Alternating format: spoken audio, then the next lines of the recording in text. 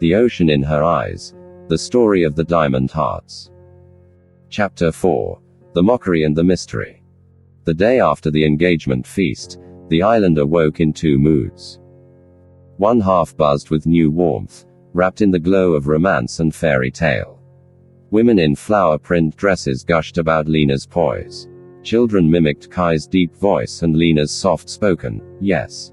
Some whispered that love like this could stir the sea gods to bless the island again. The other half seethed.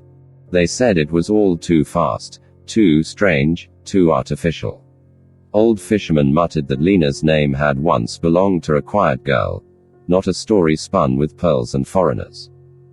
She's still the same girl who cleaned fish scales off the cafe floor, one scoffed.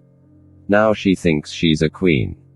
And behind every smirk, every half smile, every, "Oh how lucky you are, dear," there was a layer of mockery, like frost hidden under petals. Lena could feel it. It settled in her spine like a cold breeze. In the sideways glances when she passed. In the pity disguised as praise. She had always lived on the edge of things, invisible, unseen. And now, even under the brightest spotlight she'd ever known, she still felt like a shadow. Worse, some days she began to wonder if she was the only one not pretending. What if they were right? What if this wasn't real? What if Kai would wake one morning, look at her with clear eyes, and realize he had mistaken silence for substance? Kai, for his part, remained an enigma. He made no speeches, posed for no cameras. He declined every interview offer that poured in from mainland media outlets. Instead, he threw himself into preparations for the voyage aboard the Star of Komoku. The ship had docked just offshore, its sleek form shimmering under moonlight, drawing gasps from villagers who had never seen such a vessel. It was no cruise ship. No party yacht. It looked different. Like a temple carved from steel and glass. Like something ancient remembered in the future. Some islanders feared it, others longed to step aboard it. Kai offered everyone a choice. No price, no promises, just a chance. He called it the journey of origin. But no one really knew what it meant. Lena sat one evening beneath the flame tree by the cafe, watching the horizon blur into dusk. Kai joined her quietly, setting down a basket of sea grapes and breadfruit. She looked at him, then at the ship in the distance. "Why me?" He paused. "Because you don't ask to be noticed.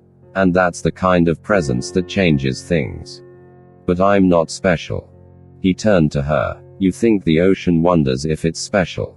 It just is. It doesn't try to be deep. It doesn't perform beauty. It holds mystery by its very nature." Lena looked down at her hands. "But what if you're wrong?" Kai's smile was small. "Then I'll be a man who was blessed to be wrong about someone extraordinary." And with that, he handed her something wrapped in palm leaf. She opened it. Inside, another pearl. This one was flawed. Not perfectly round. Not polished. But it shimmered strangely, like it held a storm within it. "This one's yours," he said. "I found it years ago. It's imperfect, but it's alive." Lena clutched it gently. But peace does not last on islands stirred by old blood and new stories. That night, a shadow slipped onto the docks. A man with a thin mustache, dressed like a tourist but moving like a spy. He asked questions about Kai. Who he was, why he was here, if he really owned the ship. He called himself Jonas Meyer, and he claimed to be an independent reporter. But the village elders saw the glint in his eyes. Sharp, corporate, hungry. He was after something. The next day, an article appeared online. Greater than 8 pearls for a ghost bride. Is Kai Maleko building an empire of lies? Is the tech visionary in love? Or hiding something offshore? Our investigation into the Star of Komoku reveals more than myth. It spread like wildfire.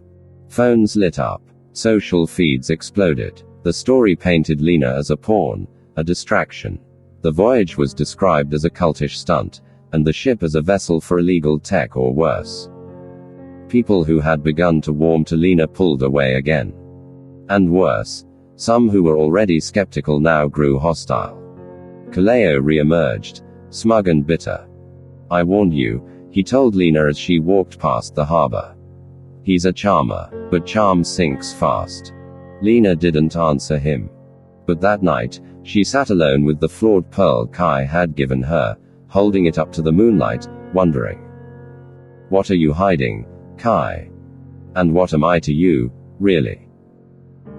The final scene of the chapter comes like a quiet drumbeat. Auntie Lehua watches from her porch as the villagers gather to gossip. She sips her tea and murmurs to the wind. They laugh now, but every wave begins with a ripple. She turns her gaze to the star of Komoku as its lights flicker on across the water, silent, golden, waiting.